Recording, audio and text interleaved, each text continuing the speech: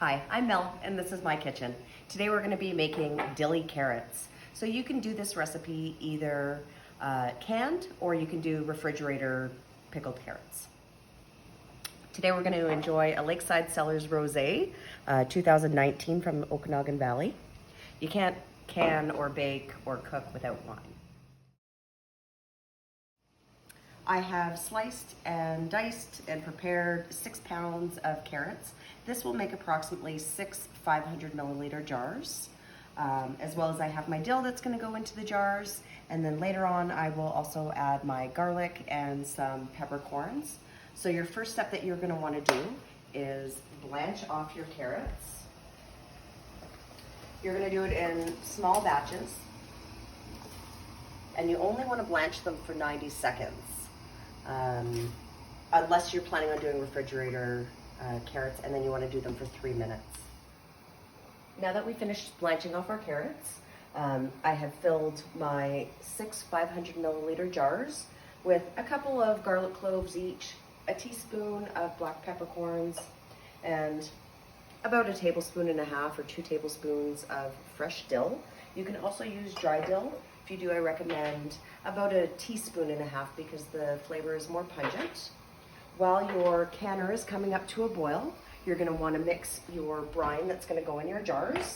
So I have 4 cups of water and 4 cups of vinegar, along with 4 tablespoons of pickling salt. You're just going to bring that up to a boil and then reduce down to a simmer. While we wait for our canner to come up to a boil, we're going to finish preparing our jars by adding in our carrots. So I have trimmed these down to make sure that they are not taller than the upper lip of the carrot. So you're going to want to try and stuff in as many of these as possible. Don't worry about overstuffing them, as we're going to burp out the jars to ensure that there's no air. So just keep stuffing them in there. Make sure all the spots are nice and full.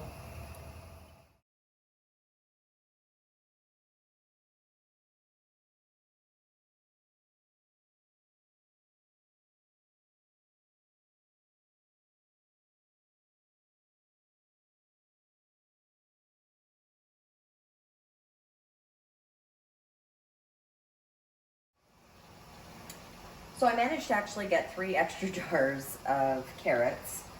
So I quickly prepared those and filled those up. I just love the color combination of the red and orange carrots. So now I'm going to fill them up with our hot brine.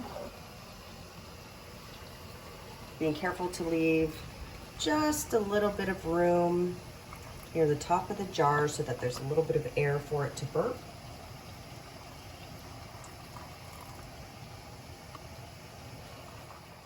So in order to get the air bubbles out of your jars, you just want to take a wooden spoon and give it a little tap on the side, and it'll cause all the air bubbles to float up to the top. That way there's less possibility of bacteria being trapped into your jars. So next, what I'm going to do is take some paper towel, and I'm going to give all the rims of my jars a quick little wipe to ensure that there's no extra bacteria here and that the seal will seal perfectly. Next, I'm going to take all of my lids out of the water bath. So I've got 2 here. So we'll place those on top.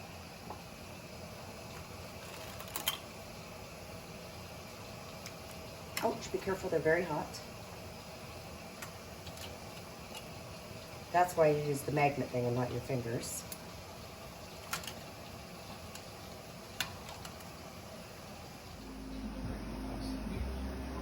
Now that we have our jars all ready to go, our canner is boiling away.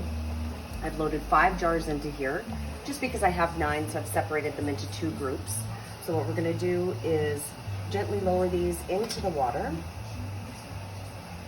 ensuring that there's about 1 centimeter of water above the jars. We're going to put the lid on, and we're going to can them for about 10 minutes.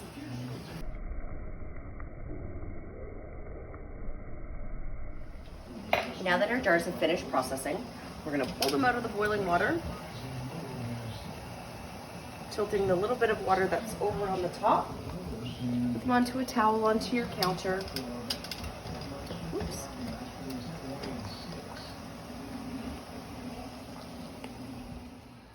Now that our jars have finished processing, we're simply gonna wait for them to pop, and then I'm gonna label the tops of the jars with what it is and the date that we processed them.